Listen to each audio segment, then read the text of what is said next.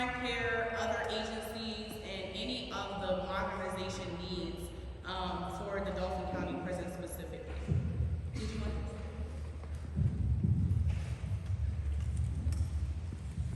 This is very interesting because I went to the commissioners and talked to them about possible better intake in the system.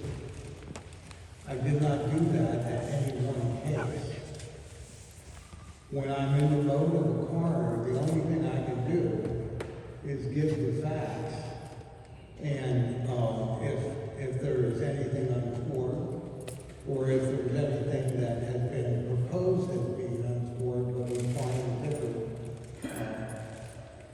Tariq Rowley was one of the cases that was very dramatic, and it ended up that the actual death ended up, we thought, to be a cause of a cerebral edema rather than anything else.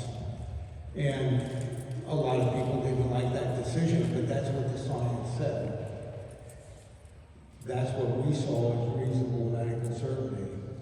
Do I think, we also had another case where a person had hypothermia because they were changing HVAC systems around, and we thought that might have something to do, even though he had a very bad heart condition. But if you have a very bad heart condition, you're very cold, maybe it's what we call another significant condition.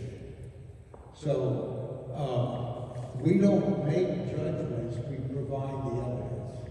It has to be, we don't work for the DA, I don't work for the prison, I'm not affiliated with the prison, I don't even know who's on the board of the prison. I know PrimeCare has been there for a long time. Now, I've been there 34 years. It didn't even have a facility when I got there, nor were they doing a high quality investigation in cooperation with police and other facilities. I'm expecting somebody to come in after I'm gone, but I will leave the crew, like I said, that are board certified. I want the standard up so the next person in can then go on with high quality work. It doesn't matter if you get a new person in, but the new person doesn't have the experience or quality of education or work. The fact of the matter is, I've overseen probably 4,000 investigations and 3,000 autopsies with methodology. I was the first one to use very different equipment, microscopically, so that we could go over. I was the first one to come to the United States to have it. So we could go over and see hair fibers and cyration of wounds and all these other things that could document the evidence. And today that is starting to be used in other, because it was made in Italy, it's been used in other areas. So I think what we have to do is we have to look at competency, background, experience, and track record. The best way to know about where we are with the coroner's office here is you go around in your own neighborhood to those people that you know had interactions with the coroner's office and say, how did they do? And you're going to find out that number one, they were compassionate. Number two, they were competent.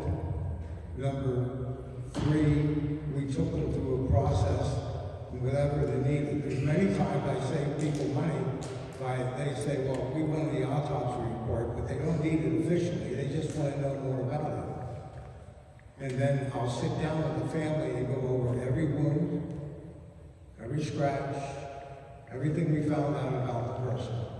And we sit down and we counsel them about it. I had a mother call me up because a guy was shot in an alley not too far from here. And 4 years later, she's still going through the grieving process. And she said, Graham, I gotta know, was he laying in that alley I said, come in. She came in and we went over that wound. And I said, the direction of those bullets and the organs that affected, he was probably conscious about a minute and a half, maybe 2. And I think there was so much release from the repetitively wondering how much your son suffered. This is the way my deputies are too, because that's the way we train them.